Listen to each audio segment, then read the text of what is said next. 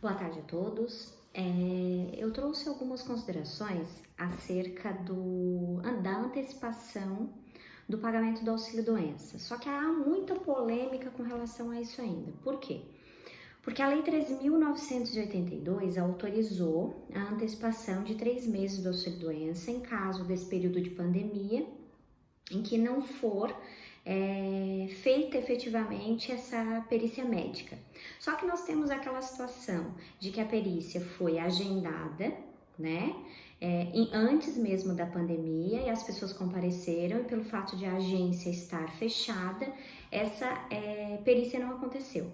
Nós temos as perícias que ocorreram durante a pandemia, que também temos a situação de abertura da exigência, porque saiu logo no dia 25 de março, né?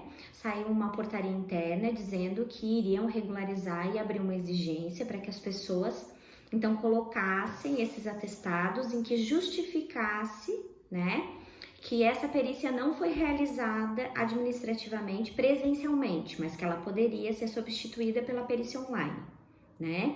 Só que qual é o problema que estamos enfrentando? Essa lei 13.982 de 2020, ela saiu agora, né? A publicação dela foi no dia 2 de abril.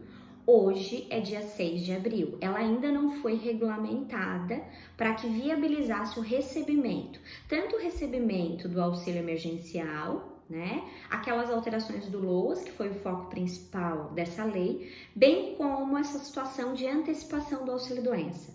Aí o que a gente pode verificar? Vamos acompanhar como vai ser essa regulamentação dessa antecipação, porque à medida que essa regularização seja feita, nós vamos poder então, nesses processos que nós temos administrativos, em que a perícia presencial não foi realizada, que deveria ter sido aberta a exigência para juntada desses atestados, enfim, desses exames, para que fosse viabilizado essa análise online, né? Apesar de que nós tínhamos também, que eu já comentei no vídeo anterior, a sinalização naquela legislação de que as perícias presenciais estariam estabelecidas, o que a gente já imaginava que os peritos não iriam concordar, nem na esfera administrativa e nem na esfera judicial.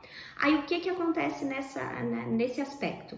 O que eu gostaria de informar na realidade, que existe essa possibilidade da antecipação do recebimento do auxílio-doença, caso, né, até a realização, enfim, dessa perícia médica aqui federal seja efetivamente realizada, o que ocorrer primeiro, não quer dizer também que a pessoa vai receber os 3 meses, porque pode ser que nesse meio tempo restabeleçam de alguma forma o auxílio, e essa perícia, mesmo online, enfim, a gente não sabe exatamente como vai acontecer, mas que ela ocorra e que o benefício seja deferido.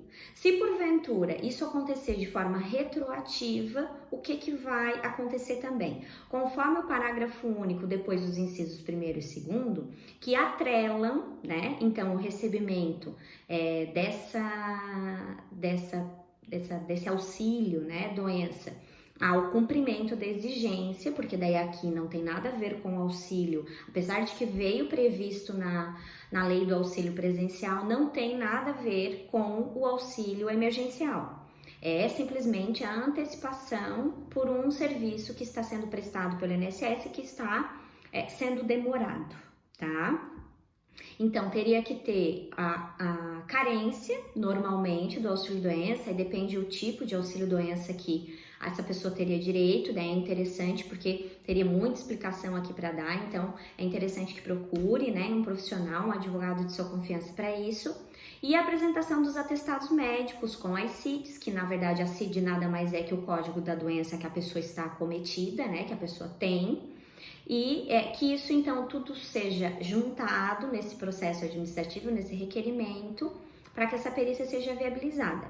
E até mesmo esse requerimento administrativo, que não está disponível também de antecipação dos 3 meses, que vai provavelmente vir regulamentado na plataforma digital também, conjuntamente com a mesma normatização que informar a forma exata de pagamento do auxílio emergencial. Então, nós estamos aguardando essa regulamentação.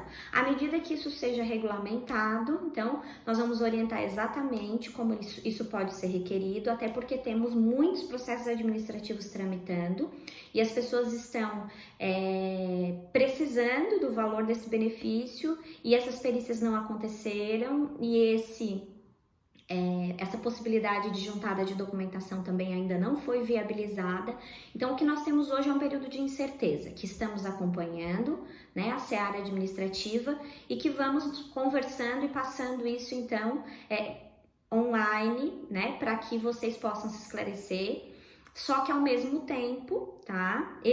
Vai existir essa possibilidade, mas para que você possa fazer uso exato desse requerimento, então procure um advogado de sua confiança para explicar a sua situação, para ver se você se enquadra exatamente.